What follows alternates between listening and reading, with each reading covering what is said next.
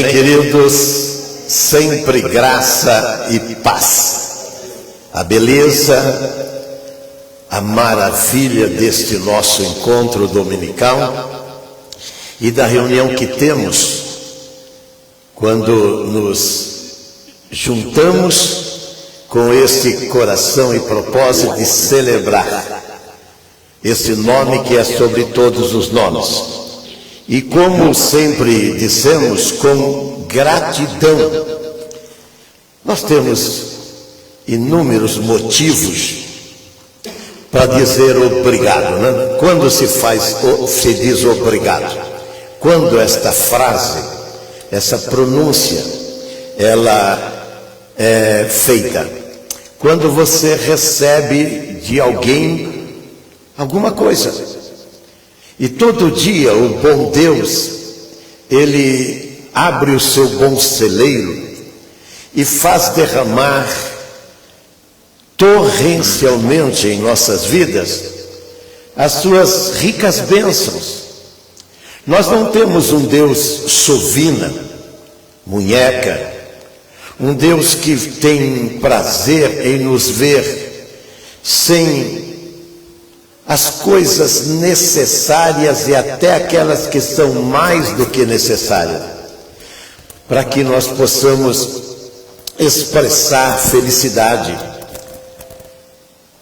É digno de nota que quando nós geramos, e eu falo isso com conhecimento de causa, quando nós geramos, nós queremos ver os rebentos que colocamos no mundo realizados, felizes, que eles subam o topo das montanhas, alcance o alto que eles sonham e desejam. Eu sei que uma multidão de bilhões de pais, eles veem os filhos que eles geraram um tanto quanto por cima dos ombros, com os olhos vesgos, porque esse filho, ele não chegou ao auge que ele, filho, sonhou, para que o pai se tornasse no filho realizado. Algumas pessoas, elas criticam pais que sonham. Eu sempre sonhei com todos os meus filhos, todas as minhas filhas. Eu sempre sonhei com elas.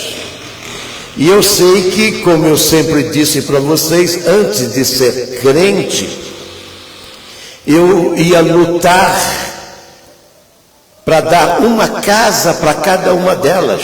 Eu estava nesse caminho, era o meu alvo, o meu objetivo. Por quê? Porque eu vivi de aluguéis. E a gente sabe que você dá dinheiro para o outro e nunca aquilo é seu. E o sonho de você ter uma moradia, uma casa, isso é dos bilhões de pessoas que estão na Terra. Assim são também outros princípios da vida. Nós queremos alcançar, alguns querem ter uma grande cultura, outros uma grande profissão. Realizar-se é o objetivo que Deus tem para todas as pessoas que vieram à Terra. Deus, a Bíblia, esse livro aqui, chama ele de bom. E ele o é mesmo. E seria um Deus ingrato, injusto, se fizesse para uma razão, um fim e um motivo, e o outro para simplesmente ele sobreviver na vida. Sobreviver é o extremo da vida. A pessoa está sobrevivendo, ela não está vivendo. O Deus, ele mandou o seu filho para que nós tenhamos vida abundante, diz a Bíblia. E às vezes a gente não entendemos o que é isso. E quando nós vemos os desvios, os atalhos de vida que as pessoas lá fora estão tomando, é porque elas não chegaram aonde pretenderam chegar. E aí então eles se lançam em entretenimento e lazer e prazer, que até esse livro aqui condena. E quando nós vemos eles fazendo o que fazem destas portas para fora, nós ficamos como que absorto o grande número que eles são. Mas por quê? Porque eles não acertaram o caminho. A felicidade tem um caminho, e esse caminho chama-se Jesus Cristo. Ele fez o que fez, que é tomar o seu lugar, o lugar do homem, de pobre e infeliz, de um condenado. E ele aceita então toda a sentença de morte, e ele deixa cair sobre ele para que você fosse o que a gente vê, essa multidão de pessoas sendo aí fora. Isso é um contrassenso, gente. Isso é um erro de concordância. Como que um Deus tão sábio como ele é, ele iria então pagar o preço da nossa vitória, o preço do nosso sucesso, para que agora nós fôssemos viver uma vida qualquer lá fora? Não, ele quer que a glória dele esteja sobre a nossa vida. Quero cumprimentar os amados irmãos e amigos que estão conosco, já ouviram a devocional aí do nosso irmão Wagner, e agora vão seguir conosco, né, nesta mensagem que preparamos para que a sua vida ela saia da estagnação e deixe ela fluir, porque se ouvir a palavra de Deus, ele diz que quem ouve a palavra dele tem vida eterna, tem vida abundante, uma vida prazerosa, onde você acorda e não maldiz as coisas como a gente vê aí fora acontecendo. As pessoas parecem que se aborrecem porque acordaram. Isso é triste, quando na verdade, né, nós acordamos e já glorificamos o nome do Senhor. Já falei para vocês que eu acordo com os passarinhos. Perdão. Acordo com eles, com seus trinos, com seus gorjeios. E eu então, ainda no meu leito, penso, eles não têm um celeiro como eu tenho aqui guardado. Eles não têm os víveres acumulados aqui. Mas eles já estão glorificando a Deus, porque eles confiam que o Deus que os fez já preparou a dieta deles, já tem a comidinha dele preparada. E quando eu vejo os pombinhos, os passarinhos, né, ciscando, comendo, aí eu falo como o Senhor é fantástico. Um dia até filmei na minha janela, minha mulher falou, olha que voos eles estão fazendo aqui, e a gente via eles voando em bandos. E depois eu falei para minha mulher, é que o Senhor mandou os bichinhos voarem, e eles estão comendo esses bichinhos, estão se alimentando deles. Como ele fez com as codornizes no deserto, quando o povo de Israel pediram carne, ele fez as codornizes fazerem um voo rasante, e eles pegaram as codornizes com as mãos. Se Deus não é um Deus para ser louvado, então quero cumprimentar você que está conosco na noite desse dia.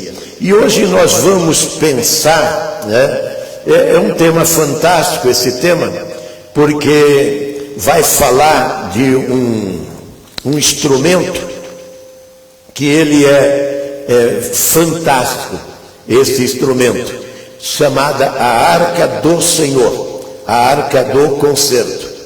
E aí nós vamos ver aqui no livro de Samuel, 1 Samuel, nós vamos ver o que ele nos fala no capítulo de número 4 de Samuel, com respeito a esta história provada, confirmada e aceita por estudiosos, por pesquisadores, por pessoas que confirmam que isto daqui é verdade e aconteceu.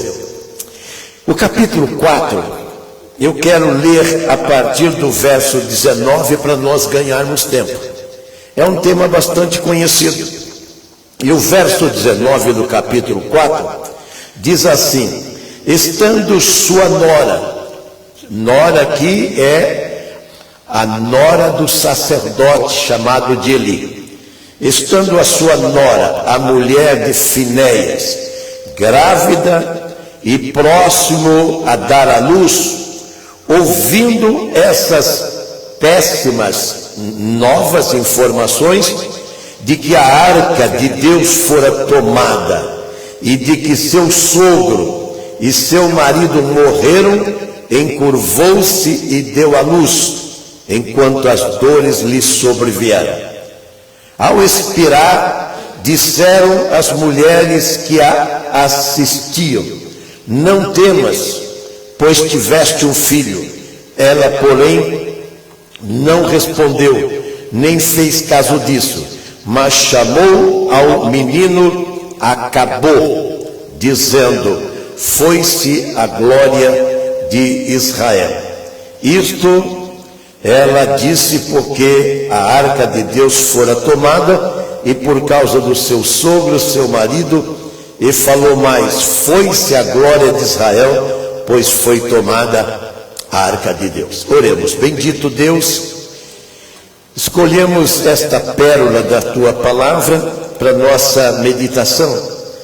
Agora o teu Espírito é que é revelador, é Ele quem pode nos mostrar aquilo que só o Senhor enxerga e vê nesses poucos versículos. Dá, Senhor, que possamos nesta noite inspirar-nos em Ti para anunciar, Senhor, a Tua grandeza e glória e chegar aos ouvidos e corações de muitos, para que eles se convençam que quando não há glória, o Senhor é o Deus de glória para iluminar o quadro da sua vida. Em nome de Jesus.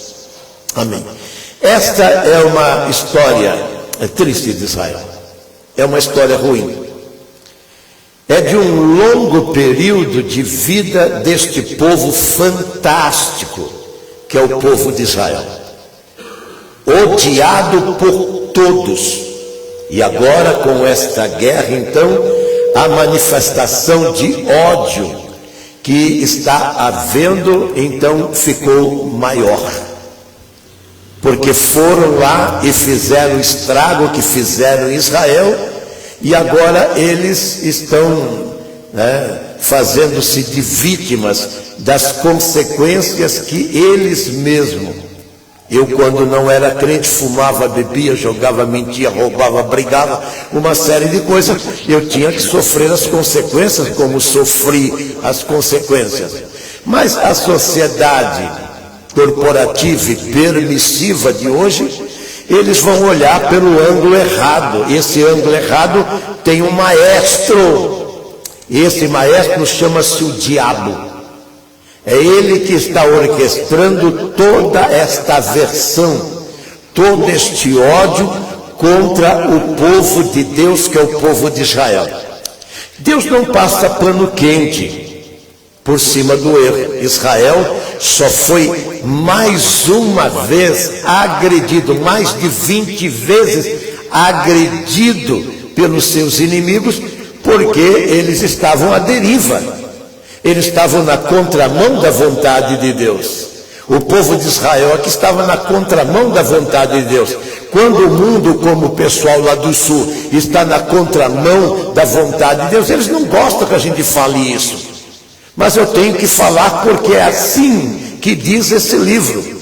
Quando você ignora o Deus que criou e que levou, como levou eles, a tudo que eles foram antes deste dilúvio praticamente que veio sobre eles, eles ignoraram o que esse Deus que é o Deus provedor de todas as coisas, como está fazendo São Paulo, o Rio de Janeiro, o Salvador na Bahia, lá em Manaus. Eles estão fazendo. Não adianta falar das festas que eles fazem populares, como agora a festa de São João, São Pedro e Santo Antônio. Não adianta. Isso não glorifica a Deus.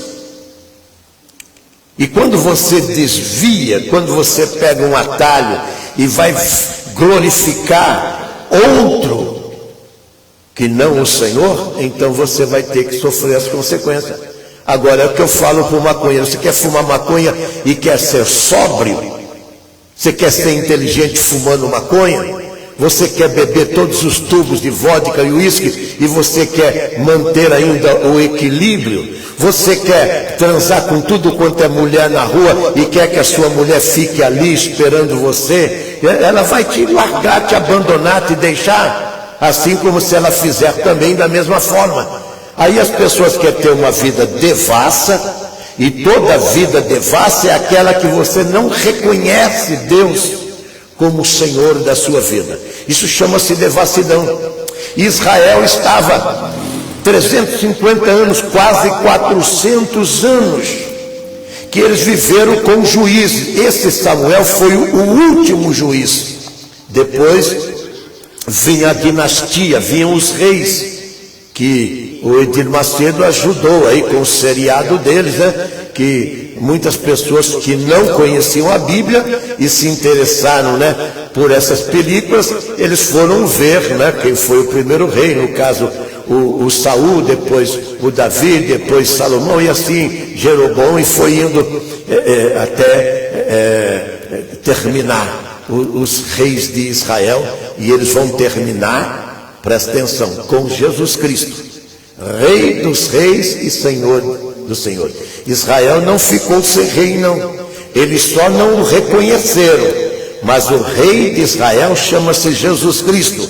E depois, isso é escatológico, depois que Jesus voltar, então eles irão reconhecer Jesus, e aquilo que Isaías profetizou: pode uma nação nascer num só dia, vai acontecer nesse dia.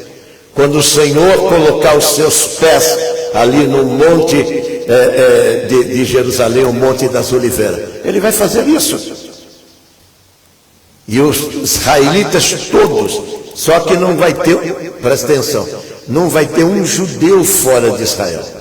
Eles vão voltar para lá. Vocês já viram que agora mesmo, com esta guerra que está lá contra o Hamas e Hezbollah, e a gente tem que ser no mínimo honesto com o mundo árabe.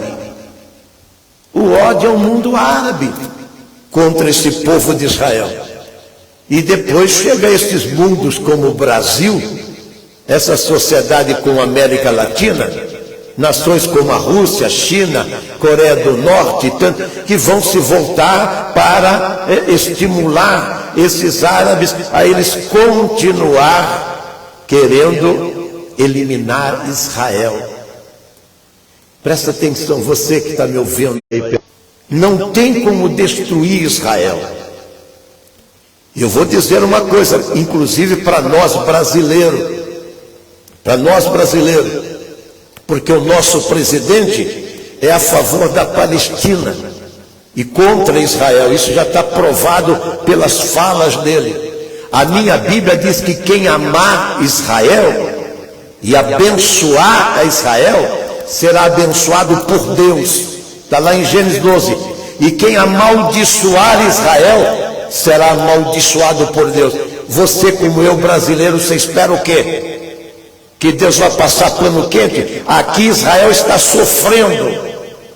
Sabe o que é Icabô? Icabô significa a glória. O que é a glória? No hebraico, Shekinah. É aquilo que nós, na abertura do culto de hoje, abrimos no capítulo 19 do Salmo. E Davi, que não tinha um espectrômetro, não tinha uma luneta, né?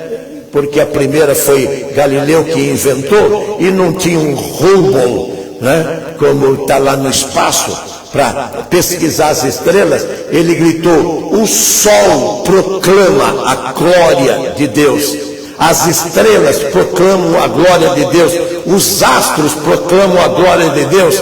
Isso Davi, há 3.000 anos atrás, ele disse isso. Quer dizer, a Shekinah de Deus. E como ele fala ali, essas criações todas de Deus não tem boca, não tem linguagem nem fala, mas a gente ouve a voz dele. A gente ouve a voz. Eles estão gritando. As estrelas, os astros, a constelação, os planetas, as montanhas, as cordilheiras, os oceanos, os mares, estão gritando que eles são feituras da mão de Deus. Só o homem que se chama humano, irracional, é que não reconhece isso. Mas eles pensam que por não reconhecer, eles podem menosprezar e deixar esse Deus de lado e continuar a vida deles. Não podem mesmo. Por quê? Porque vem esses desastres naturais que nós estamos vivendo no sul, essas guerras, esses cataclismas, esses vulcões que entram em erupção, esses desmoronamentos, deslizamento de terra, soterramento, e aí eles aparecem na sua televisão. Tomara que não seja você que está me ouvindo agora, se lamentando e dizendo, como os nossos irmãos estão dizendo lá: 40, 50, 60, 80 anos da minha vida foi embora e eu não consigo mais reconstruir de novo. Eu com os meus quase 80 anos, o que eu sempre falo, aonde eu vou, por isso que eu louvo a Deus do Senhor ter me alcançado. Foi Ele que me alcançou, não fui eu não. Foi Ele que me chamou e eu ouvi a voz dele. Então por quê? Eu vou recomeçar o que na minha vida com 80 anos? Mas tem uns malucos aí que fica todo chapado de cocaína, de bebida, de droga, que ele acha que pode. Não vai recomeçar. A glória foi embora. E o que era a glória? A glória não era só a arca do concerto, era a presença de Deus no arraial dos israelitas. Mas por quê? Você veja bem, em 350 anos, Deus levantou 12 juízes, o último juiz é esse, para livrar Israel, que simultaneamente caía nas mãos dos seus inimigos. Parece pessoas, né, que quando cura um em casa, já cai o outro doente, cura aquele outro, já cai, morre um, já morre o outro, um desemprega, o outro desemprega também, aí fica... Eu sei que eu e minha mulher, nós assistimos com Palavra de Vida, já centenas de famílias e lares, até fizemos missão fora do nosso estado, levando caminhão de doação, peruas carregadas, para o quê? Para socorrer as primeiras necessidades dessas pessoas, que todas elas fizeram como Israel. Quando você despreza o Shekinah, que é a glória de Deus, então você está brigando com Deus que criou todas as coisas, inclusive você. O apóstolo Paulo, em 1 Tessalonicenses 5,19, ele pergunta: por que você entristece a Shekinah, a glória de Deus, o Espírito de Deus que habita em vós? Eu tenho conversado com muitos crentes, e eu já os vi, alguns já sentaram aqui, alguns já trabalharam comigo, cheio da graça de Deus. Era bonito vê-los orando conosco nos montes, fazendo os cultos e os ar livre, os trabalhos de libertação que fizemos. Aí de repente eu os vejo como que cabisbaixos, aí eu já sei o que aconteceu. A glória saiu. Por quê? Porque não observaram o que Paulo falou. A glória foi embora. Pedro diz para você ser sóbrio. 1 Pedro 5,8 diz: sede sóbrio, quer dizer, não se embriague, porque a Bíblia diz: não se embriagueis com vinho. Efésios 5,18. porque nele só tem o que eles fizeram, o que eles receberam. Só tem o mal, contenda. Não embriague-se com vinho, porque nele tem o quê? O trabalho que você vê lá fora no mundo. Eu vejo o homem lá fora, ele pode estar com uma limusine, ele pode estar com apartamento de cobertura lá em cima. Se ele não tiver a arca do concerto com ele, então ele é um miserável, pobre, cego e nu. Você vê que no capítulo 3 de Apocalipse, a igreja de Laodiceia se sentia, se achava, enquanto que a igreja antes, a igreja de Filadélfia, a igreja que não teve reprovação de Deus, chama Filadélfia. Agora de Laodiceia, tudo reprovado dentro dela. Dentro dela. Por quê? Porque a arca, a glória, a Shekinah de Deus não estava lá. Em você, se a glória de Deus não estiver na sua vida, eu falo o que era a igreja de Laodiceia, pobre, cego e nu.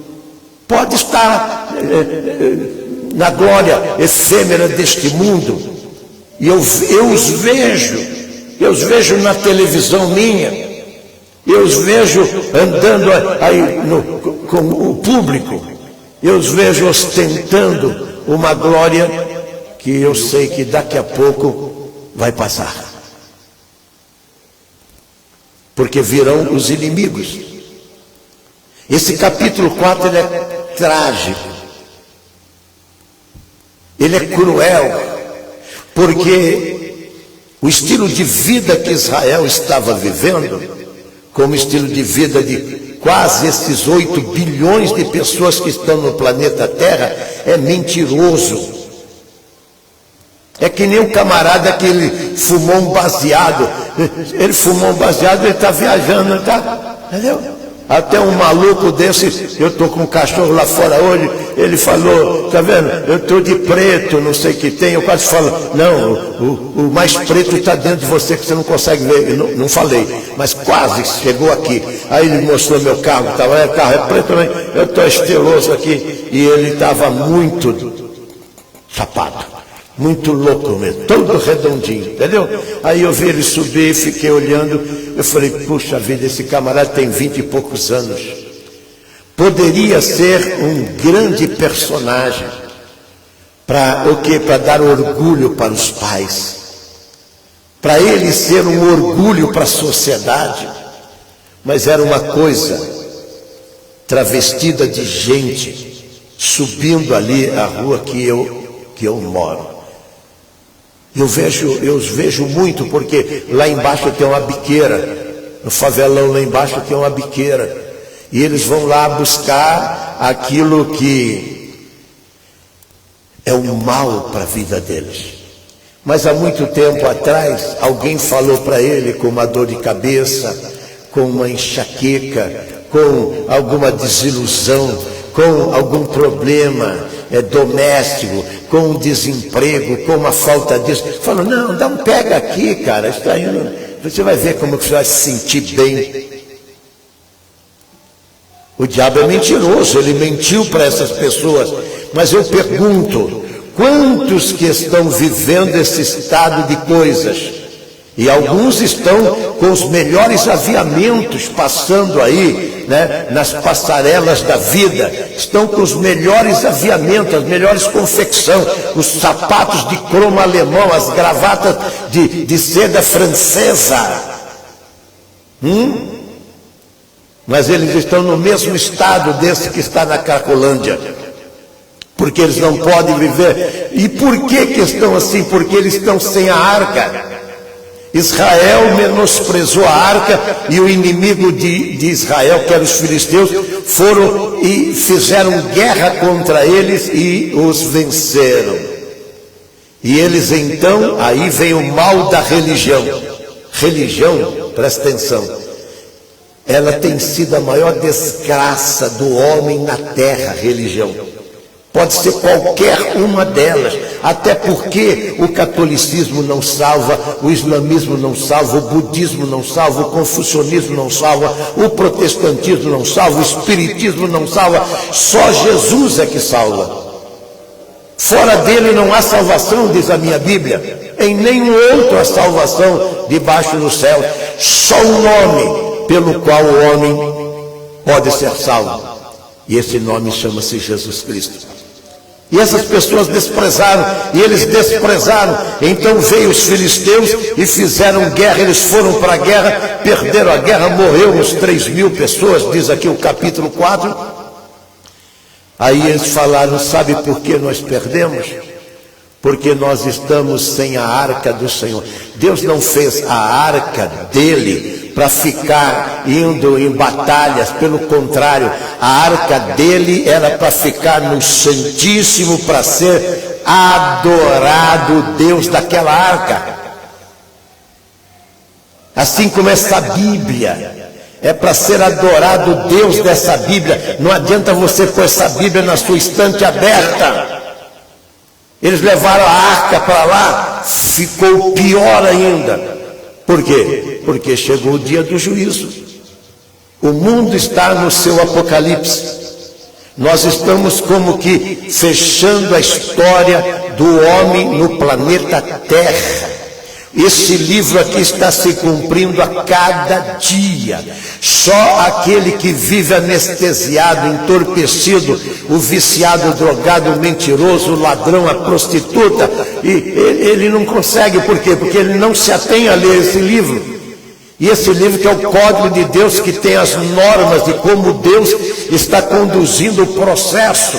Só aquele que medita e folheia essas páginas é que ele está sabendo e vendo cada acontecimento, cada distúrbio, cada sintoma que vive essa terra.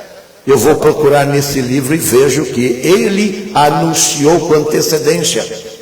Deus tem a história do planeta Terra na mão dele, está registrado aqui. E eles então foram levar a arca para a batalha, levou para o arraial, para aquela contenda que eles estavam tendo com seus inimigos. Eles deviam ter se dobrado diante do Senhor desta arca, lá no tabernáculo, em Siló.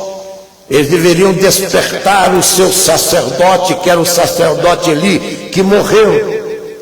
E agora esta mulher, que casou com o Finéias, tinha 2 filhos, ele, Ofni e Finéias. Essa mulher, em primeiro lugar, ela vê que a nação dela perdeu a guerra.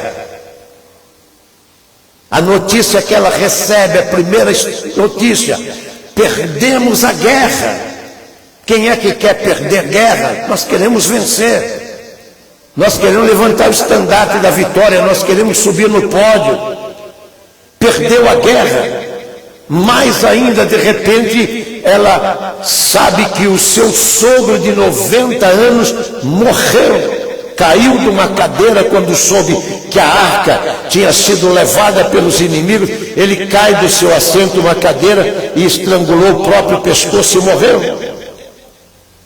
Em terceiro lugar, ela sabe que o seu cunhado morreu. Você já viu uma sucessão de desgraça que uma mulher está vivendo, e ela está para parir, ela está para dar à luz, e de repente alguém fala para ela: seu marido também foi. Aí as dores chegaram. Você vê o emocional como que é? Quando você ouve coisas ruins, o seu coração se fecha, os seus órgãos se contraem. Quando você ouve coisa, por isso que Pedro diz: fale as palavras de Deus. Quando você ouve as coisas gloriosas que esse Deus da Bíblia realiza e faz, então todos os seus órgãos e membros, eles se exaltam, eles pulam de alegria, eles se alegram.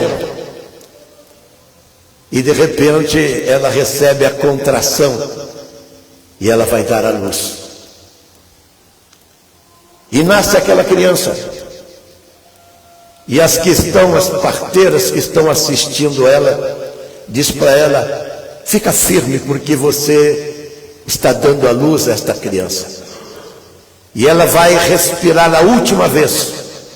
E ela vai dar nome a este menino. Um menino sem glória. E acabou. Foi-se a glória. Nasceu sem a glória. Nasceu de desastre. Nasceu sofrendo as consequências do que? Dos seus antepassados. Por isso que a minha Bíblia diz que o Senhor veio para fazer coisas novas. Isaías diz: eu faço coisas novas que você não sabe. O nosso Deus é um Deus de renovação, de restauração, de restituição. Esse é o Deus da Bíblia. Então nasce esse menino e ela então batiza ele com esse nome. E acabou. Porque tinha perdido tudo. O mundo tem perdido tudo. O mundo perdeu. Eu tenho um saudoso pastor, né, que é o Roberto Rabelo, e eu tenho uma mensagem dele no meu ouvido, de um pastor londrino que gritou: perdemos todas as coisas. Se ele pregasse hoje, ele estaria tão em evidência como pregou há 30, 40 anos atrás. As profecias se foram, os milagres se foram. A igreja, isso eu estou acrescentando, não é fala dele, já está indo, já se foi, mas não foi para arrebatamento, se foi para esse liberalismo, esse mundanismo que entrou dentro da igreja, e a glória foi embora, a igreja foi embora, porque não tem glória. Você talvez está indo embora porque você não tem glória, porque se você tem glória, a glória vai sustentar você, vai manter você, vai garantir você, mesmo que você esteja nos piores momentos. Quantos que estão aqui, que eles estavam em prisões, em cadeias, estavam escravos, e de repente eles mantiveram a glória de Deus na vida deles. E o que aconteceu? Eles triunfaram em meio aos maiores desafios. Hoje eu vejo essa geração que diz que é crente nem aí, cheio de dengo, e cheio de resquícios, e lamentos, e murmúrios. Eu fico vendo, se eles vivessem o estado de muitos personagens que estão aqui, que eles, quando sofriam, eles glorificavam a Deus. Os heróis da fé, Buller e Banner também escreveram dos heróis da fé. E eles, quando estavam sendo queimados vivos em praça pública, eles cantavam a Deus. Eu não entendo isso. Eu não consigo entender isso. Eram crucificados e glorificavam a Deus. Quando ofereciam para ele livramento, para eles não morrerem, eles preferiam ser mártires do que negar a Jesus. Era oferecido a eles. Você percebeu que eu e você negamos a Jesus? Eu estou falando para vocês que eu aqui no Brasil, é que essas pessoas, nós temos uma geração, uma sociedade nova. Quando eu digo que eu fazia ficha como menor, e tinha lá a minha cor, eu não podia pôr branco, nem eu tinha que pôr pardo, eu sou pardo. Quando tinha lá religião, eu tinha que pôr católico, e eu não era católico, minha família já era protestante. A minha mamãe aceitou Jesus com 9 anos, com meus 9 anos, quando nós fomos pela primeira vez na igreja. Eu aqui no Brasil, hoje fica esses caras fazendo essas campanhas, essas feministas aí, que para mim são nojentas, as feministas, né? Que elas estão defendendo aborto, defendendo direitos que negam o direito dos outros. Mas elas querem dizer que elas são senhoras dela. Eu fiz aqui em São Paulo, aqui no Brasil, religião, eu punha católico, porque senão a empresa não me pegava, eu como menino, e podia dar até o nome dessa empresa que não existe mais. Isso foi há 60 anos atrás. Nós negamos a Jesus por qualquer coisa. Os nossos interesses. O moço, ele quer gostar da moça, ele vai para a igreja, né? Ele vai para a igreja, entendeu? E ele não se preocupa com... não tem afinidade nenhuma, mas ele está interessado na moça. A moça está a mesma coisa. Eu já falei para você daquela moça que, quando o menino quis namorar com ela, falou, não posso porque eu sou crente. Ele falou, como é que é esse negócio? Tem que ir lá na igreja. Foi lá, entendeu? E falou, agora já sou crente. Ela falou, não, você não é crente só porque você foi na igreja, você não é crente. Você não batizou ainda, como é que é? Vai falar com o pastor. Foi lá conversar com o pastor instruiu ele, o primeiro batismo, ele dentro da água. Aí, falou, agora já estou batizado, podemos namorar? Não, você não foi batizado com o Espírito Santo, como é que vai conversar com o pastor?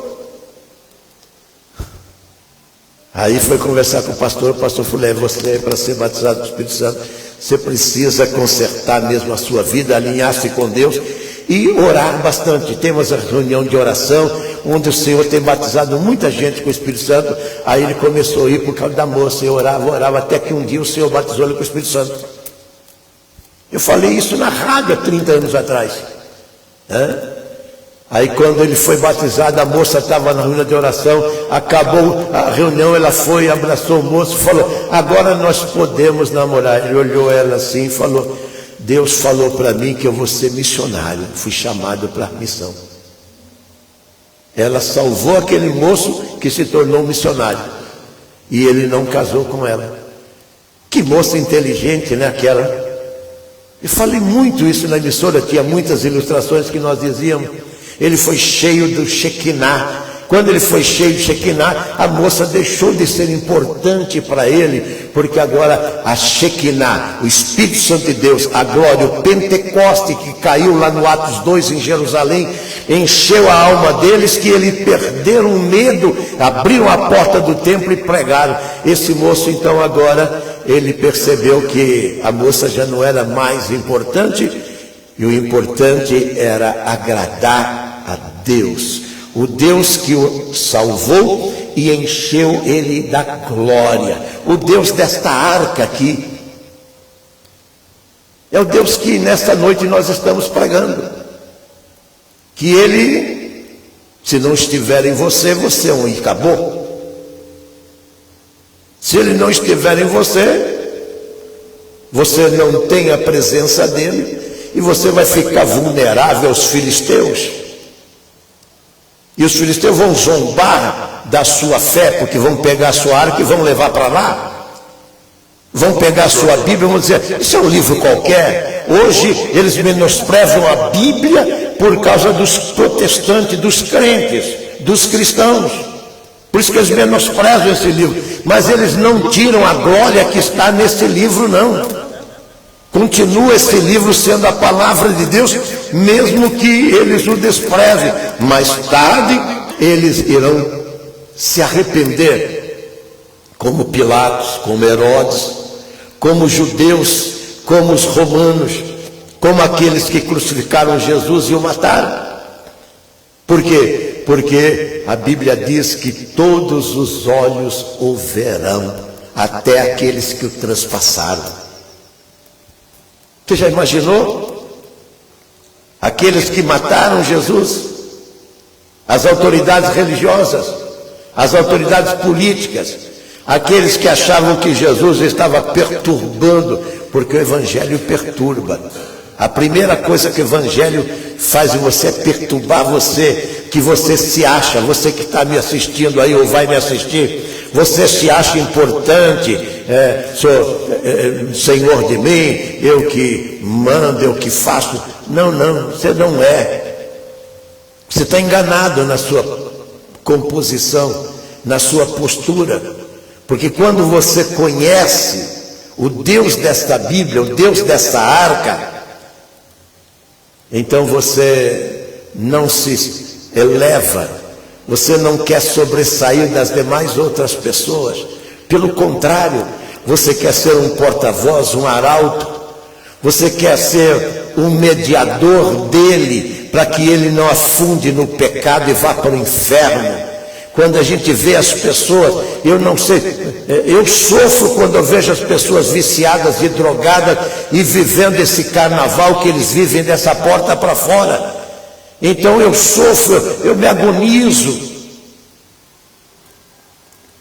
E eu fico me perguntando, Senhor, como tirar essas pessoas? Dá voz a elas, Senhor. Dá ouvido para eles escutarem. Elas estão enebriadas, embriagadas. O Efésios, no capítulo 5, 8 diz: não se embriague com vinho, mas seja transformado pelo Shekinah, pela glória de Deus, que criou todas as coisas. E o Davi estava anunciando, no reino dele, quem olhasse para Jerusalém, quem olhasse para Israel, eles viriam o quê? Viriam o Deus de Davi, que construiu todas as coisas. Israel está até os dias de hoje lá. Israel está até o dia de hoje lá. E cadê os poderes que já viveram e até escravizaram Israel? Eu posso contar uns par deles: os egípcios, os medo-persas, os gregos, os romanos. Cadê os babilônios? Cadê a história deles? E nunca vão chegar a nada, mas Israel continua lá. Por quê? Porque a estrela da manhã, que é Jesus Cristo, está lá com eles. A Shekinah está lá com ele, está castigando ele como castigou aqui, entregou nas mãos dos filisteus, eles entregaram na mão dos palestinos, e eles têm muita graça de Deus, para Deus não deixar que eles invadam ali, como vão invadir no futuro. Mas não chegou a hora ainda, viu? Está preparando, o Armagedon está sendo preparado, lá do Apocalipse 16, para essa grande invasão de todas as nações, para destruir Israel. Mas eles vão cair do cavalo, como Hamas caiu do cavalo. Eles fizeram o que fizeram, machucaram. E as consequências agora? Será que eles vão aprender? Não, eles continuam ainda, o mundo árabe continua ainda dizendo: nós vamos eliminar os judeus daquele lugar, nós vamos tomar aquela terra e vamos acabar com eles. E eu olho, vejo eles falando essas coisas, expressando dessa maneira. Eu falo: vocês erram porque vocês não conhecem a Bíblia.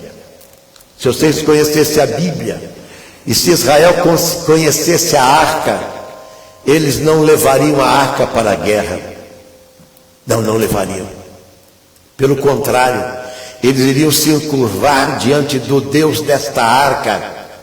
E esse Deus dessa arca iria fazer o que com esses inimigos? Iria espantá-los. O que o Salmo 91 diz? 1000 cairão ao teu lado, 10.000 à tua direita, mas você, Israel, você, igreja, não será atingido. E como é gostoso você viver esta confiança e essa segurança. Depois a gente, em casa, você pode ir para o capítulo 7. E no capítulo 7 aqui do livro de Israel, a Bíblia diz que os mesmos inimigos foram derrotados. Os mesmos inimigos. E eles então perderam deste mesmo povo, porque esse povo tinha se consertado com Deus. Então, as cidades que eles tomaram, Israel tomou de volta. E agora a minha Bíblia diz que Israel venceu. Então você que está com a vida no capítulo 4 do Icabô, você pode ir para o capítulo de número 7, e dizer: até aqui nos ajudou o Senhor, que é o verso 12 do capítulo 7. Você pode, você que está me assistindo aí pela internet, sair do capítulo 4 do Icabô e ir para o capítulo 7 e 12, e diz: o Senhor até aqui me ajudou. Porque pegou os seus inimigos e trucidou eles, espalhou com todos eles. Não tem nação poderosa para destruir o povo de Deus, que é o povo de Israel.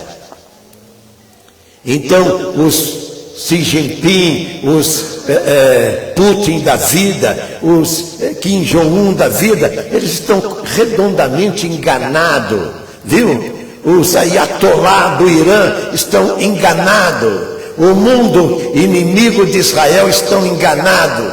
Quando Israel, como aconteceu e como acontece comigo, pecar, Deus vai corrigir como eu sempre corrigi minhas filhas. Quando eu corrigi minhas filhas, não foi para destruí-la, mas foi para que elas fossem o quê? Abençoadas no futuro. Deus faz isso com Israel, porque Deus já tem Israel no futuro. Israel sabe do seu passado, está vivendo um presente, mas vai ser projetada para um futuro que este livro diz, assim como a igreja, que sofre no passado, sofre no presente, mas tem um futuro que não se pode imaginar, porque foi preparado por Deus nos céus. E a pergunta é, por que viver o capítulo 4 de 1 Samuel, se existe o capítulo 7, e um Deus com um braço poderoso que quer te ajudar? Deixa Deus virar a página da sua vida. Agora, Ele não vai virar a página da sua vida para você ir lá na festa dos gays, na Paulista. Não vai. Ele não vai para você ir lá, né, em Manaus, para você ir para a festa do boi, esse ou daquele. Não. Para o carnaval de Salvador, no Rio de Janeiro, de São Paulo. Não, Ele não vai. Ele vai abençoar você, para você se prostrar diante dEle e glorificar e dizer: o meu Deus é o Deus que faz justiça na minha vida. O meu Deus é que realiza os meus sonhos. O meu Deus é que me leva aonde eu pretendo chegar. E eu, como igreja, como Israel, pretendo chegar ao lar dos céus. E todas as religiões falam de céu. Todas, sem exceção na terra. Entendeu? Mas eles não sabem o que é céu, porque eles não conhecem quem é o dono dali. O dono dali é Deus, é o Deus dessa arca, que quer pegar os seus inimigos que está te destruindo no capítulo 4, que é a vida de hoje de bilhões de pessoas, e projetá-las como que num sonho para o capítulo 7, e esse mesmo inimigo, ele ser derrotado e você ver que eles estão ali prostrado no chão, como Isaías viu o gigante prostrado ali aos seus pés. E a pergunta é: por que não aceitá-lo hoje? Por que não receber no seu coração agora? Por que não fazer uma aliança com Ele neste lugar, nesse momento, onde você está? Aonde você está, numa condução, no carro, num quarto de hotel, de motel, na sua casa, onde que você estiver, numa festa que você estiver e abrir o seu celular e de repente esse pregador está dizendo para você que Deus tem um futuro melhor e quer tirar você do Icabô da sua vida, quando toda a glória já foi embora. Tem gente vivendo tanto inferno. Essa mulher está vivendo o inferno porque perdeu a guerra, o sogro morreu, o cunhado morreu, o marido morreu, e agora ela vai morrer também, e aquilo que ela gera sem futuro, porque gera sem glória. Que triste! É uma sucessão de coisas ruins que está acontecendo neste mundo. Agora Deus tem uma proposta, e essa proposta chama-se: vinde a mim, todos vós que estáis cansados. Vamos ficar em pé e vamos orar. Senhor Deus e Pai, esta mensagem, Senhor, ela é poderosa para transformar todos aqueles que a ouviram e ainda ouvirão através, Senhor, desta ferramenta. Clamo a Tua graça, suplicando ajuda, Senhor, aqueles de pouca fé, como aquele pai que precisava do filho ó Deus, que estava morrendo na mão do diabo, do inimigo, que lançava na água, no fogo, e o Senhor o socorreu, ajudando na fraca fé. Faz isto nesta noite, e que eles venham a Ti, se rendam a Ti, para viver a vida de ajuda do alto e dos céus. Eu te peço, em nome de Jesus.